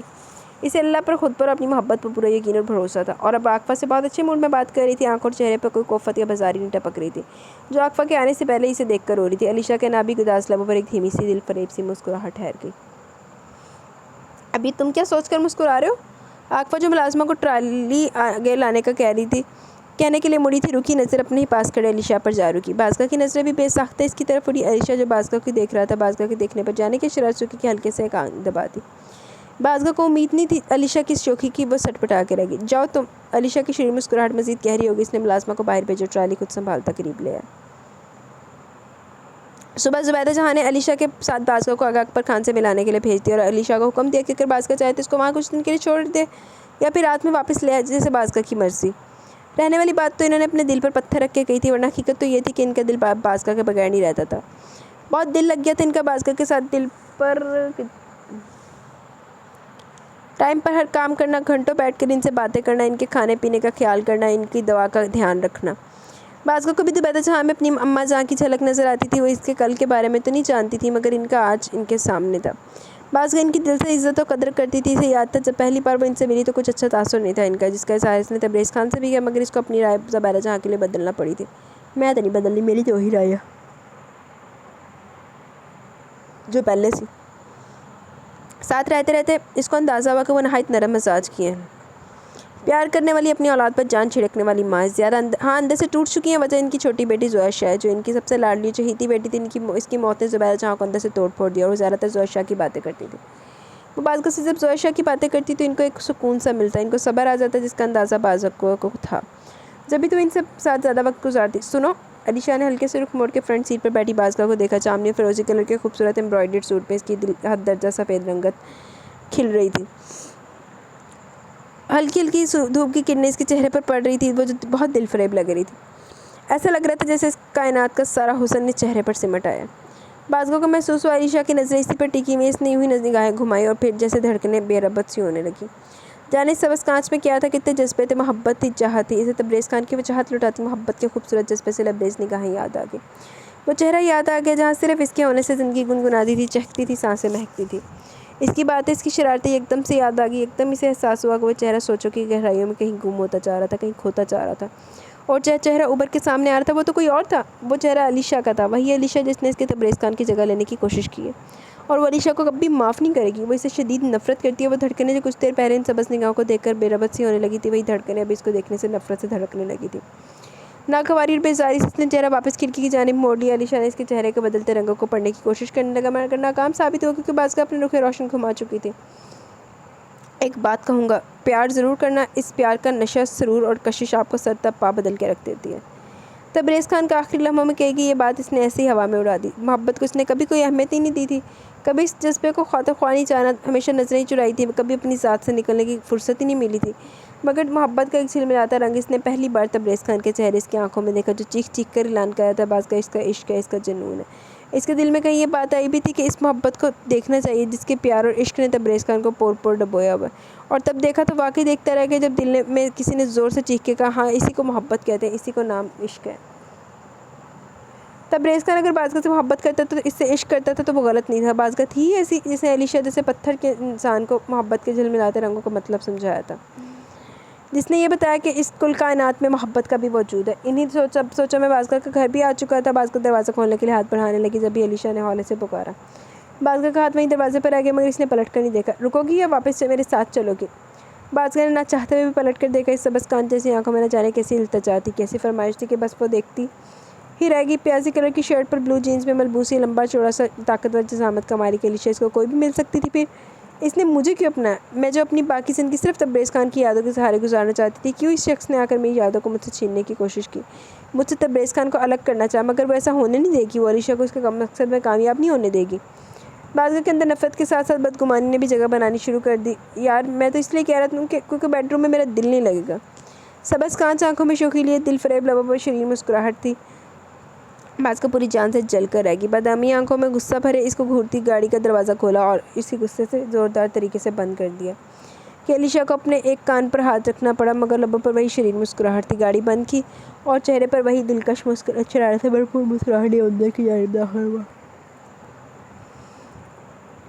बाज़का को देखकर आगा अकबर खान के अंदर जैसे ज़िंदगी की लहर दौड़ गई। खुशी से फूले नहीं समा रहे थे वो। अलीशा से बहुत मोहब्बत से मिले, खुशी इस कदर थी कि बस नहीं चल रहा था कुछ ना कर दे। इस दौरान दाइम खान और सबरेज़ खान भी ड्राइंग रूम में चले आए। इन दोनों ने अलीशा से मुसाफा किया, मगर सबरेज़ खान का कुछ अजीब सा बहुत सर्द अंदाज़ था। वो समझ नहीं सका सबरेज़ खान का ये अंदाज़। भाई कशमाला बेटी, अनाबिया बेटी, आगा अकबर ने दोनों को आवाज़ दी। कशमाला और नाबिया सारे काम छोड़ कर चली और बाज़का को देखते गले से लगाया। कैसी हो? ठीक हो कशमाला भाभी? चेहरे पर मौजूद मुस्कुराहट कशमाला वाज़ेह देख सकती थी। इसके लहजे में छुपी एक खूबसूरती भी कशमाला से छुपी नहीं रह सकी। खैर अब भी वो कुछ नहीं पूछेगी, आज रात वो इसको यहीं रोक लेगी और फिर से सब पूछेगी भी और समझाएगी भी। बेटा आज का सारा वक्त अलीशा हमारे साथ गुजारेंगे, हमारी गुड़िया आई है तो खाना लाजवाब होना चाहिए। अगर बाहर से कुछ ऑर्डर करवाना तो वो भी हो जाएगा। नहीं बाबा जान, बाहर से कुछ भी नहीं होगा, हम घर में ही सारा मेन्यू तैयार कर लेंगे। नाबिया ने फ़ौरन कहा। अड्डियाँ तो सुगर दोने जनी हैं, तो फिर ठीक है, जल्दी से अच्छा सा लंच तैयार करो। पूछो वेली बेटे से आज इनकी फेवरेट डिश बनाओ। अकबर खान का बस नहीं चल रहा था कि क्या कुछ ना कर दें। अरे बाबा जान परेशान मत हो प्लीज़, अलीशा की शर्मिंदगी से महसूस हुई। अरे बच्चे परेशानी कैसी, तुम हो दमाद हो हमारे, इस घर की बेटी सौंपी है हमने तुम्हें। जितनी इज़्ज़त इतना प्यार हम बाज़का से करते हैं, इससे कम तुम्हें भी नहीं समझते। अकबर खान ने मलामत से अलीशा को देखा और नमी से कहते हुए अलीशा को सामने सोफे पर बैठने का इशारा किया। और इज़्ज़त देना और लेना हमारे खून में शामिल है। सबरेज़ खान का सर्द लहजे में कहा गया जुमला अलीशा को चौंका गया। जुमला तो बहुत आम सा था, मगर जो अंदाज़ और जो लहजा था वो कुछ अजीब सा था। इसमें नाराज़गी और खफगी की हल्की सी रमक भी थी। बिल्कुल दुरुस्त कहा सबरेज़ लाला आपने। अली हम अपने घर में आए मेहमानों को बहुत इज्जत देते हैं, इनकी मेहमान नवाजी में कोई कसर नहीं छोड़ते। दाइम खान ने सबरेज़ खान की बात की तायद करते हुए अलीशा का चेहरा देखा। हाय मैंने तो नींद आने लग गई, जल्दी से ये हो जाए एपिसोड पूरी। एक्चुअली मैं घर नहीं थी, अभी आई हूँ, आते रिकॉर्डिंग पे लग गई हूँ नमाज़ पढ़ के। अब नींद सी चढ़ रही है और मुझे लग रहा था अभी 12 बजे, लेकिन जनाब अली 1 बजे वाला। सिर्फ मेहमानों को ही नहीं, घर में बसने वालों को भी इज्जत देते हैं, इनको भी इंसान समझते हैं। सर्दो सपाट लबो लहजे में कही गई इस बात ने अलीशा को एक बार फिर चौंका ही दिया, बल्कि कुछ चौंका ही नहीं दिया बल्कि कुछ उलझा भी दिया। दाइम खान चुप रहा, वो समझ रहे सबरेज़ खान का इशारा सालार शाह और अरबिश की जानिब था। अच्छा मैं ये कह रहा था कि आप लोग मुझे बता दें बाज़ार से अगर कुछ लाना तो मैं ले आता हूँ। दाइम खान ने बात बदल दी और ऐसा जानबूझ कर किया, अलीशा का उलझा चेहरा देख चुका था। नहीं दाइम ज़्यादा कुछ तो नहीं आएगा, क्योंकि 2 दिन पहले बाबा जान गोश्त, चिकन, फ़िश और प्रॉन्स लेकर आए थे। मैंने कल बहुत सारे शामी कबाब बना के रख दिए थे। कशमाला ने धीरे से मुस्कुरा कर कहा। तो फिर कशमाला भाभी ऐसा करे प्रॉन्स की बिरयानी बना ले आज, दाइम खान ने मशवरा दिया। अली कशमाला भाभी प्रॉन्स की बिरयानी बहुत मज़े की बनाती हैं, साथ तारीफ़ भी की दाइम खान ने। मेरा इत्तेफाक तो कभी नहीं हुआ कशमाला आपी के हाथ की प्रॉन्स बिरयानी खाने का, तो चलें आज खाते हैं। अलीशा खाने पीने का ज़्यादा शौकीन नहीं था, जो मिलता खा रहा था, कभी कोई नखरे नहीं किए, बस मिर्चें कम होना लाजमी थी। हाय मेरे अपने आप आने के लिए अलीशा भी, वैसे मेरे बड़े भाई का नाम भी अली है, लेकिन अली जुनैद। अच्छा तो मैं भी बहुत कम मिर्चें खाती हूँ, लेकिन ये मेरे खाने पीने में नखरे भी बड़े हैं, मैं ज़्यादा मिर्चें वाली खाती नहीं हूँ। बिल्कुल बेटा, और प्रॉन्स बिरयानी क्या, हमारी दोनों बहुएं तो हर चीज़ बहुत मज़ेदार और लजीज बना दी है कि बंदा अपनी उंगलियां चाटता रह जाए। आगा अकबर खान ने साहब गोई से कहते हुए शफकत से इन दोनों को देखा। मगर बाबा जान आज ये भी तो बताइए कि आप ये भी तो बताइए कि हम शागिर्द किसके हैं। नाबे ने अपने पास खड़ी बाज़का के शाने पर अपना हाथ फैलाया और मुस्कुराती नज़रों से आगा अकबर खान को देखने लगी। नो डाउट कि आप लोग बाज़का की शागिर्द हैं। आगा अकबर खान ने बाज़का को जानिसार निगाहों से देखा, जो बहुत मुतमईन और पुरसकून महसूस कर रहे थे खुद को। इन्हें बाज़का के चेहरे पर कोई उदासी नज़र नहीं आई थी। इसका मतलब अलीशा ने इसको संभाल लिया, समेट लिया। वो अब गुलनाज बेगम के सामने सुरखरू रहेंगे। रोज़े महशरीन की निगाहें, उनका सर गुलनाज बेगम के आगे बुलंद रहेगा। कशमाला ने सबरेज़ खान को मज़ीद कुछ सामान की लिस्ट थमा दी। वो तीनों किचन में मौजूद थी। प्रॉन्स की बिरयानी तैयार थी, बस दम पर थी। नाबे ने फिंगर फिश फ्राई कर ली और साथ ही चिकन ब्रोस्ट और मलाई बोटी भी तैयार कर ली। एडिया जिदा नाम ना लो, मैं भी आज बहुत कुछ खा के आई हूँ, लेकिन मुझे दोबारा भूख लग सकती है एडिया जिदा ना सुन के। सलाद, रायता, मीठा सब कुछ रेडी था, बस आखिर में कबाब तलने रहते थे, जो कशमाला बंड के पास खड़ी तल रही थी। साथ बाज़का भी खड़ी थी। नाबे मुलाजमा से टेबल पर बर्तन सेट करवा रही थी। बाज़का आज तुम रुकोगी ना? कशमाला तले हुए कबाब एक प्लेट में रखती जा रही थी। बाज़का टिश्यू पेपर से ऑयल को जज़ब कर रही थी। जब पीछे से एकदम ही अलीशा और एक कबाब उठा कर खाने लगा। इसकी इस हरकत पर कशमाला ने इसे मुस्कुरा कर देखने लगी और बाज़का नागवारी से घूर के देखने लगी, बल्कि थोड़ा पीछे किसकी थी, क्योंकि जब इसने हाथ बढ़ाकर कबाब उठाया तो इसके चौड़े सीने से इसका शाना टच हुआ था, जिसकी वजह से वो सुलग कर तो रहेगी, मगर अलीशा को इस बात की परवाह नहीं थी। इसने शरीर निगाहों से बाज़का को देखा और मज़ा लिया, फिर कबाब से भरपूर इंसाफ करने लगा। बाज़का को शिद्दत से तबरेज़ खान याद है। अलीशा की बहुत सी आदतें तबरेज़ खान से मिलती जुलती थी। बाज़का के दिल में एक टीस सी उठी थी, दर्द के एक लहर चेहरे और आंखों में खत खींच गई। लाजवाब कशमाला आपी, अलीशा तारीफ़ किए बिना नहीं रह सका। एक के बाद दूसरा और फिर तीसरा कबाब भी उठा लिया।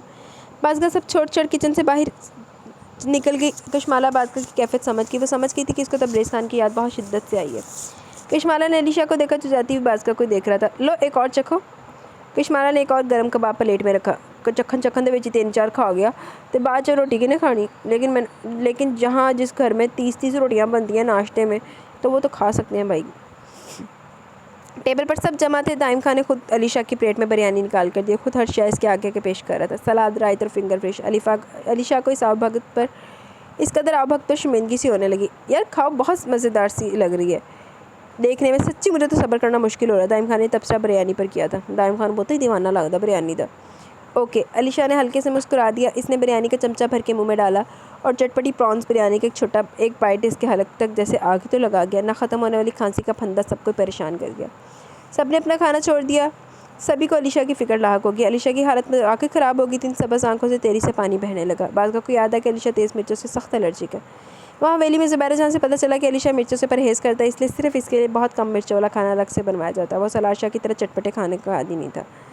بازگاہ جانتی تھی کہ اس کا کیا علاج ہے، کیونکہ اکثر یہ تبریز خان کے ساتھ ہو جاتا تھا۔ کبھی کبھی تو تبریز خان صرف اس کو ستانے کے لیے ایسا کرتا ہے، مگر جو وہ کرتی تبریز خان اپنی اس حرکت سے باز آ جاتا، بلکہ دونوں کانوں کو ہاتھ لگاتا۔ وہ نہایت کوئی کڑوی جڑی بوٹی کو گرم پانی میں ملا کر آدھا گلاس پانی اس کو پلا دیتی اور پھر تبریز خان کی شکل دیکھنے والی ہوتی۔ دائم خان تو خوب ریکارڈ لگاتا، بلکہ چھیڑتا کہ اور کھا لے، جس پر تبریز خان سوائے گھورنے کر کچھ نہیں کرتا تھا۔ یہی حال علیشا کا تھا، اس کی شکل دیکھنے والی تھی۔ دائم خان نے اس کڑوی جڑی بوٹی کو نیم گرم پانی میں ملا کے وہ آدھا گلاس اس کو پلا دیا۔ علیشا کی کھانسی رک چکی تھی، مگر اس آدھے گلاس پانی نے اس کے اندر تک کڑواہٹ سے گھول دی تھی۔ بیٹا کیسی طبیعت ہے؟ آگا اکبر خان کو بہت فکر ہوگی، سبھی اپنا اپنا کھانا چھوڑ کے علیشا کو دیکھنے لگے تھے۔ بابا جان ٹھیک ہوں، ایکچولی میں مرچوں سے پرہیز کرتا ہوں۔ علیشا نے بریانی کی پلیٹ آگے کھسکا دی۔ اب شرمندگی کی باری آگا اکبر خان کی تھی، کیونکہ انہوں نے اس پرانس بریانی کی تعریف میں زمین آسمان کے قلابے ملا دیے تھے۔ بیٹا بازگاہ آپ کو خیال کرنا چاہیے تھا کہ علی بیٹے مرچوں والے کھانے سے پرہیز کرتے ہیں۔ آگا اکبر خان نے وہی کھڑی بازگاہ کو دیکھا۔ آئی ایم سوری بابا جان، میرے ذہن میں نہیں رہا۔ شرمندگی تو اس کو خود بھی ہو رہی تھی، وہ پہلی بار اس کے گھر شادی کے بعد بطور مہمان آیا، وہ کسی مہمان نوازی سبھی کے لیے شرمندگی کا باعث تھی۔ It's okay. تبریز خان نے مزید شرمندگی سے بازگاہ کو باہر نکالا، حالانکہ اس کو بھی اچھا نہیں لگا تھا کہ اس کی کھانے کی ٹیبل پر کسی مہمان کے ساتھ ایسا، مگر اب کیا کیا جا سکتا ہے۔ دائم، تبریز خان نے دائم خان کو ہلکے سے پکارا۔ جی تبریز لالا، علی کو کچھ اور سرو کرو، ورنہ بازار سے جلدی سے کچھ آرڈر کرو۔ ارے نہیں، میرا بھی کچھ دل نہیں چاہ رہا کھانے کو، آپ لوگ پلیز پریشان مت ہو، میں تھوڑی دیر میں کچھ کھا لوں گا۔ علیشا نے جلدی سے منع کر دیا، کیونکہ اس جڑی بوٹی والے پانی کے بعد تو اس کا دل کھانے سے ویسے خراب ہو چکا تھا۔ پوری کی پوری تبریز خان کی حرکتیں تھیں، اس کی سبھی کو تبریز خان کی شدت سے یاد آئی، مگر وہ تبریز خان تھا جس کو بازگاہ اماں جان اور بابا جان سے مل کر کھانا کھلاتی، اور یہ علیشا ہے جو اس کے لیے ناقابل نفرت کے ساتھ ساتھ ناقابل برداشت بھی ہے۔ بازگاہ نے نفرت سے منہ پھیرنا ہی چاہا کہ نظر بابا جان پر ٹھہری۔ ان کو دیکھ کر وہ کس قدر خوش تھے، کس قدر چہک رہے تھے، جیسے کھوئی ہوئی زندگی مل گئی ہو، جیسے آب حیات مل گیا۔ ان کی آنکھوں اور چہرے پر جو خوشی کی رمق تھی، تو وجہ یہی تھی کہ وہ یہ سمجھتے تھے وہ علیشا کے ساتھ بہت خوش ہے، اس نے اپنی یہ زندگی قبول کر لی ہے، اس کا ساتھ قبول کر لیا، مگر اصل حقیقت تو کچھ اور ہی تھی جو صرف وہی جانتی تھی۔ تو کیا ضروری ہے کہ وہ اپنے رویے، اپنے برتاؤ سے یہ ظاہر کرے کہ نہ تو علیشا کو دل سے قبول کر پائی ہے اور نہ ہی اس کا ساتھ؟ وہ علیشا سے نفرت کے سوا کچھ نہیں کر سکتی۔ آپ ایسا کریں، کچھ میٹھا کھا لیں، منہ کا ذائقہ کچھ بہتر ہو جائے گا۔ بازگاہ نے دل پر پتھر رکھ کے صرف اپنے گھر والوں کے خیال سے اس کو یہ سب کرنا پڑ رہا تھا۔ اس نے فروٹ رائفل نکال کر پیالی اس کے آگے رکھی۔ علیشا نے بہت چونک کر بازگاہ کو دیکھا، اس کے چہرے اور آنکھوں میں جو سختی اور برمی تھی وہ صرف علیشا ہی دیکھ سکتا تھا، مگر اس کے لیے یہ بھی خوش آئند بات تھی کہ بازگاہ کو اس کی فکر ہے، اس کی پرواہ ہوئی ہے۔ علیشا نے فروٹ رائفل کھا لیا تھا، مگر کھانا کھانے کو فی الحال منع کر دیا۔ بیٹا بازگاہ، آپ کو دھیان دینا چاہیے تھا، مجھے آپ سے ایسی لاپرواہی کی امید نہیں تھی۔ آگا اکبر خان کو بالکل بھی اچھا نہیں لگ رہا تھا کہ سب کھا رہے ہیں کھانا اور علیشا نے کچھ بھی نہیں کھایا۔ اٹس اوکے بابا جان، میں کچھ دیر میں کھا لوں گا، علیشا نے دھیرے سے کہا۔ علی بھائی آپ یہ ٹرائی کریں، فنگر فش، اس میں بالکل مرچی نہیں ہے۔ نابے نے فرائی فش کی ٹرے اٹھا کے علیشا کی سمت بڑھائی۔ ہاں علی یہ کھا لو، کشمالہ نے کہا۔ اس کو خود بھی بہت شرمندگی ہو رہی تھی، علیشا اس کا خالہ سا چھوٹا بھائی تھا اور اس کو خبر نہیں تھی وہ مرچیں بہت کم کھاتا ہے۔ ہائے میرے رشتہ داروں میں نہیں پتا، ایڈی شرمندہ نہ ہو تو کشمالہ، میں بھی مرچیں بہت کٹ کھانی ہیں۔ علیشا کو ان لوگوں کے اسرار پر ندامت ہونے لگی، وہ اتنا ہی چاہتا تھا کہ وہ لوگ اس کی وجہ سے پریشان ہوں۔ اوکے لائیں، علیشا نے مسکراتے ہوئے نابے سے فرائی فنگر فش کی ڈش لے لی اور دوسری پلیٹ میں اس کے چند پیس نکال لیے۔ آگا اکبر خان کے چہرے پر سکون سا آ گیا۔ علیشا ان کے گھر کا آج اسپیشل مہمان تھا اور مہمان کو تکلیف و بلائی کہاں برداشت تھا ان سے، یہ ان کے لیے باعث شرمندگی تھی۔ بس نخرے دکھانے آتے، اپنی اہمیت جتانے کا شوق ہے۔ بازگاہ نے بڑبڑاتے ہوئے نہایت تپ کر اس کو دیکھا، اس کی یہ بڑبڑاہٹ دھیمی سی سرگوشی علیشا کی سماعت سے محفوظ نہیں رہ سکی۔ جہاں علیشا کی مسکراہٹ گہری بھی، وہیں نابے نے نہایت چونک کر بازگاہ کو دیکھا۔ بازگاہ کا انداز، اس کا لب و لہجہ، تو کیا بازگاہ ابھی تک علیشا کے ساتھ ایڈجسٹ نہیں ہو سکی؟ لنچ بہت اچھے ماحول میں کیا گیا، مگر نابے نے بازگاہ کے چہرے اور آنکھوں میں علیشا کے لیے بیزاری کوفت ضرور نوٹ کر لی تھی۔ تبریز خان کے پاس آفس سے فون آیا تو وہ چلا گیا۔ دائم خان، علیشا اور آگا اکبر خان تینوں ٹی وی لاؤنج میں بیٹھے بزنس اپ ٹو ڈیٹس کو ڈسکس کر رہے تھے۔ اربش اپنی سوچوں میں منہمک بیڈ پر بیٹھی تھی۔ کچھ ہی دیر پہلے رحمت کو اس کو زبردستی دوپہر کا کھانا کھلا کے گئی تھی۔ زویا کو تھوڑی دیر گود میں لیا، اس کا چہرہ دیکھتی نہیں، مگر نہ تو وہ زویا سے باتیں کرتی تھی، نہ کھیلتی، نہ ہنستی۔ اس کے ٹکر ٹکر دیکھنے پر بس ہلکے سے اس کے ہاتھوں کا یا کبھی اس کے چہرے کا بوسہ لیتی، آنکھوں میں نمی لیے بس اس معصوم کی قسمت کو سوچتی۔ رحمت اس کو بھی اپنے ساتھ ہی لے گی۔ نشہ اندر آئی تھی، اس کو بالکل ساخت و جامت یکٹک کسی غیر مرئی نقطے کو گھورتے ہوئے پایا، وہ اس کے پاس آ بیٹھی۔ اربش، نشہ نے ہلکے سے پکارتے ہوئے گود میں رکھے اس کے دونوں ہاتھوں کو تھام لیا۔ اربش ہلکے سے چونک کر رہ گئی، وہ یقینی بے یقینی سے نشہ کو دیکھ رہی تھی۔ کیا سوچ رہی ہو؟ انشی، مجھے بہت ڈر لگ رہا ہے۔ اس سیاہ نینوں میں ڈر تھا، خوف تھا، صاف ظاہر تھا وہ خود کو کسی شے سے چھپانا چاہتی ہے، بچانا چاہتی ہے، اس شے سے بہت دور بھاگ جانا چاہتی ہے۔ اور نشہ اچھی طرح جانتی تھی وہ شے کون ہے۔ وہ شے کوئی اور نہیں، سالار شاہ ہے، جس کے نام نے جس کی پرچھائی نے اس کو بہت ذرا خوف زدہ کر دیا تھا۔ انشی، وہ آ رہے ہیں، وہ مجھے لے جانے کے لیے آ رہے ہیں۔ ٹپ ٹپ کر کے ان سیاہ نینوں سے آنسو ٹپکنے لگے تھے، لب کانپ رہے تھے۔ بولتے ہوئے نشہ سمجھ کی وہ کس کی بات کر رہی ہے۔ نہیں اربش، وہ یہاں نہیں آئیں گے، رائب نے مجھ سے کہا ہے کہ وہ یہاں نہیں آ سکتے، تو تمہیں لے جانے کا تو سوال ہی پیدا نہیں ہوتا۔ نشہ تھوڑا سا مزید آگے کھس کے اس کے بہتے آنسوں کو اپنے ہاتھوں سے صاف کیا۔ مگر ان کا رات میں فون آیا تھا، انہوں نے مجھ سے خود کہا ہے کہ وہ یہاں آئیں گے اور مجھے لے جائیں گے، گڑیا کو لے کر جائیں گے۔ اس کا رواں رواں کپ کپ آ رہا تھا، نسوں میں لہو کی جگہ خوف دوڑ رہا تھا۔ سالار شاہ نے جو کچھ اس کے ساتھ کیا تھا اس میں مزید برداشت کرنے کی ہمت نہیں تھی۔ رات میں فون آیا تھا، مگر کب؟ میں تو کتنی دیر تک تمہارے پاس ہی تھی۔ نشہ نے الجھتی مگر سوالیہ نگاہوں سے اربش کا زرد چہرہ دیکھا۔ جب تم چلی گئی تھی انہوں نے رحمت بوا کو فون کیا تھا۔ اس کے لہجے میں گزرتے دنوں کا درد چیخ رہا تھا۔ نشہ نے تعصب بھری نظروں سے اس کو دیکھا، مگر اس کو رائب ملک پر بھی پورا بھروسہ اور یقین تھا کہ وہ اس کی بہن کے ساتھ کچھ بھی غلط نہیں ہونے دے گا۔ اچھا چپ ہو جو، میں رائب سے بات کرتی ہوں، وہ بات کریں گے سالار سائیں سے۔ اس نے اربش کو گلے سے لگا کے اس کے بالوں پر بوسہ دیا۔ اربش کو ہلکی سی امید تو ہوئی کہ مگر دل میں یہ اہم بھی تھا کہ کیا وہ رائب ملک کی بات سنیں گے۔ سالار شاہ کی طاقت اس کے رسول اور سوکھ اگر وہ نہیں جانتی تو ان تک مطمئن ہو جاتی۔ کشمالہ آپ ایک بات پوچھوں؟ علیشہ کچن میں کشمالہ سے بات کرنے آیا، جو شام کی چائے اور سنیکس کا انتظام کری تھی۔ آغا اکبر خان عصر کی نماز پڑھنے مسجد چلے گئے تھے۔ دائم خان کی کوئی ضروری کال آ گئی تھی تو علیشہ یہاں کچن میں کشمالہ کے پاس چلا ہے۔ بازگاہ اور انابے روم میں تھی۔ حال ہی پوچھو؟ وہ کچھ کٹلٹس فرائی کر رہی تھی، ساتھ پلیٹوں میں چپس، نمکو اور بسکٹ بھی نکال رہی تھی۔ انداز کافی مصروف تھا۔ پہلے سوچا کہ اس کو کشمالہ سے پوچھنی چاہیے یہ بات یا نہیں۔ کشمالہ نے خاموش کھڑے کچھ سوچتے ہوئے علیشہ کو دیکھا۔ علی؟ اس نے علیشہ کے چہرے کے آگے ہاتھ لہرایا۔ جی؟ وہ چونک کر رہ گیا۔ پوچھو نا، کیا پوچھنا سوچتے ہو؟ سوچنے لگے۔ کشمالہ پی، سبریز لالا کو ہم سے کوئی شکایت ہے کیا؟ اب چونکنے کی بارش کشمالہ کی تھی۔ اس نے حیرت زدہ نگاہوں سے علیشہ کو دیکھا، جس پر علیشہ کا شک یقین میں بدل گیا کہ یقیناً کوئی بات ہے، اب تو وہ جان کے رہے گا۔ بتائیے نا کشمالہ پی، کیا بات ہے ایسی؟ سبریز لالا کا مزاج اتنا سرد کیوں تھا؟ ان کی نگاہوں میں خفگی ایک ناراضگی سی دیکھی ہے، یا میرا وہم ہے، یا پھر ان کا انداز ہی مستقل ایسا ہے۔ اب جب علیشہ نے یہ سب نوٹ کر لی تو کیا چھپانا؟ اصل میں سبریز کو تم سے نہیں سالار لالا سے شکایت ہے، اس نے جھجکتے ہوئے لہجے میں کہا۔ سالار لالا سے؟ اس نے نہ سمجھی سے کشمالہ کو دیکھا۔ وہ سمجھ نہیں سکا سبریز خان کو سالار شاہ سے کیا اور کیوں شکایت ہے، مگر ان کو سالار لالا سے کیا شکایت ہے؟ کیونکہ جہاں تک میرا خیال ہے سالار لالا اور سبریز لالا کی کبھی نہ تفصیلی بات ہوئی ہے اور نہ ہی کبھی تفصیلی ملاقات ہوئی ہوگی۔ وہ وجہ جاننا چاہتا تھا۔ سبریز کو اربش کے بارے میں سب کچھ پتہ چل گیا، جو بھی سالار لالا نے اربش کے ساتھ کیا۔ کشمالہ کے چہرے پر جو بھی تھا، اس نے علیشہ کو بھی بہت شرمندہ کیا۔ مگر کشمالہ بھی وہ سب تو غلط فہمی کی بنیاد پر ہوا تھا نا، مگر اس غلطی کا خمیازہ بھی تو اربش نے بہت بھاری بھگتا نا۔ آہو تہاڈی غلط فہمیاں ہو گئی تو کوئی جان تو گیا، لاکھ دلانا تہاڈی غلط فہمیاں تے۔ لہجہ تو بہت عام تھا، مگر بات دل کو لگی، یہ غلطی تھی جس کا خمیازہ اربش نہیں بھگتا تھا۔ قصور نہ ہوتے ہوئے بھی قصوروار قرار دے دی گئی، جس کی سزا اس کو بہت بھیانک ملی۔ سالار شاہ نے سختی اور زیادتی کانوں سے سنتا تو شاید یقین نہ کرتا، مگر سب اپنی آنکھوں سے دیکھا تھا اس نے۔ بازگاہ جانتی ہے اربش کے بارے میں؟ اس نے جانچتی نگاہوں سے دیکھتے ہوئے ہلکے سے پوچھا۔ جہاں تک میرا خیال ہے سرسری سے جانتی ہے، مگر آپ فکر مت کریں اور سبریز لالا کو بھی کہیے حویلی میں بازگاہ کے ساتھ معمولی سی بھی ناانصافی نہیں ہوگی، کوئی تکلیف کوئی دکھ نہیں پہنچے گا، اس کی خوشیوں کی ضمانت میں آپ کو دیتا ہوں۔ رہا سوال سالار لالا اور اربش بھابی کا، وہ سب سالار لالا خود دیکھ لیں گے، اور مجھے پوری امید ہے انشاءاللہ بہت جلد اربش بھابی حویلی میں آئیں گی۔ سالار شاہ لالا خود جا کر ان کو اور گڑیا کو لے کر آئیں گے، مضبوط لہجے میں جتاتے ہوئے کہا۔ انشاءاللہ، کشمالہ نے بھی دل سے کہا۔ چلو میں چائے نکالوں، تم چل کر ہال میں بیٹھو۔ علیشہ کی باتوں سے کچھ سکون ملا، اس کے دل کو یقین بھری اور مسکراتی نظروں سے اس نے علیشہ کو دیکھا۔